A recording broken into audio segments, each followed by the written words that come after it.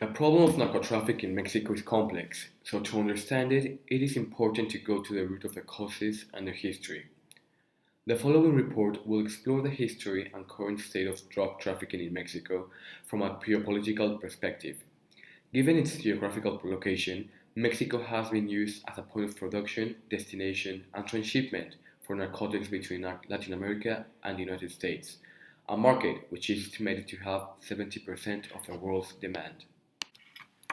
One of the main problems for understanding this is obtaining data and figures. Due to the situation of violence, obtaining data is very complicated and often this is not presented due to the assassination of journalists and researchers. Article 19 established that since 2006, more than 120 journalists have been murdered in Mexico, 2017 being the most violent year, with 12 murders of journalists. Another problem is the data of journals, newspapers, and official sources are usually not reliable and accurate. A conflict as deep as this goes back more than 100 years. We have divided the history of drug trafficking in Mexico into three periods. The first period is from 1890 to the 80s. It all started with Chinese immigrants based in Sinaloa brought the poppy in 1890, and when Mexican smugglers supplied alcohol during the Prohibition era in the US. This, in conjunction with an illegal drug trade, made the poppy business grow. Since then, illegal trade routes have remained active to satisfy the US demand. In the 30s and 40s, the poppy is widely planted in Mexico by peasants to get out of poverty. This being called gomeros, because the gum of the poppy. In this period, the first confrontations between drug traffickers and police are recorded. During World War II, the demand for morphine causes poppy cultivation to increase.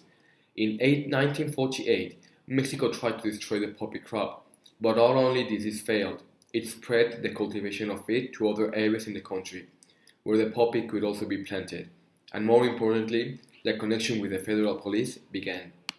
Then, in the 60s and 70s, the demand for drugs increases in the United States and Mexico. This due to the hippie and disco movement. The use of marijuana and cocaine became popular.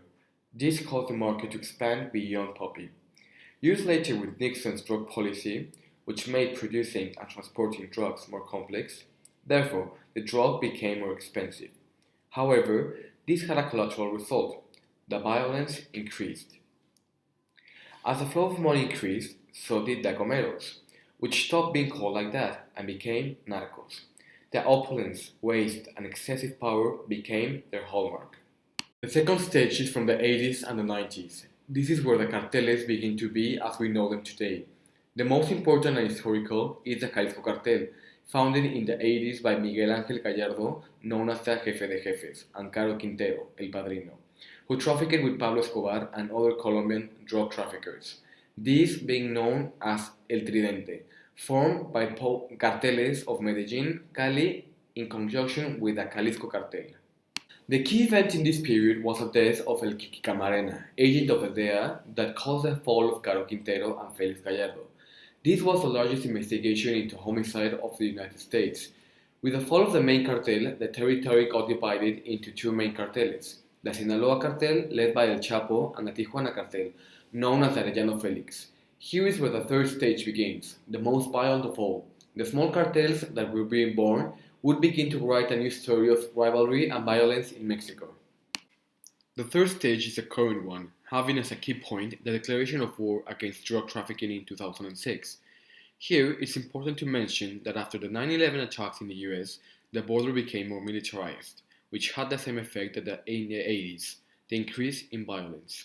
Among the main objectives of the government of Felipe Calderón was to solve the problem of drug trafficking, given that the confrontations between the cartels for the territories that created an atmosphere of violence, an environment that the local police could not resolve. So the Mexican government launched a military offensive, which caused the cartels to react even more violently. But this resulted in chaos and more violence in many areas of the country. In Mexico, there are 7 large cartels, currently being those of Sinaloa and Jalisco New Generation, the strongest, which maintain a relationship of rivalry. Both have their most lucrative business, the export of cocaine and heroin to the United States. The Sinaloa cartel is established in the northwest area of the country and is currently in 7 states of the Republic. The main head of Sinaloa cartel, El Chapo, is being tried in New York. The cartel of Jalisco New Generation is in 13 states and is the one that controls Mexico City. Once this has been exposed, the question of why does this happen particularly in Mexico comes to mind.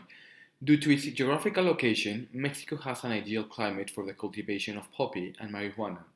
The study called Monitoring of Poppy Crops reveals that 9 Mexican states concentrate mainly the planting of the poppy.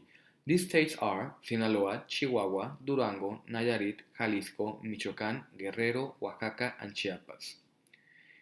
Despite government attempts, poppy cultivation in Mexico has increased by 21% in recent years.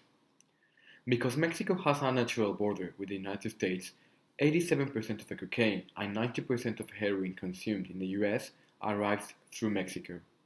Through these 10 years, the war against drugs has left more than 170,000 civilian casualties and around 35,000 missing, being 2017 the most violent year. Today, insecurity, corruption, and economy are the 3 main problems that concern most Mexicans.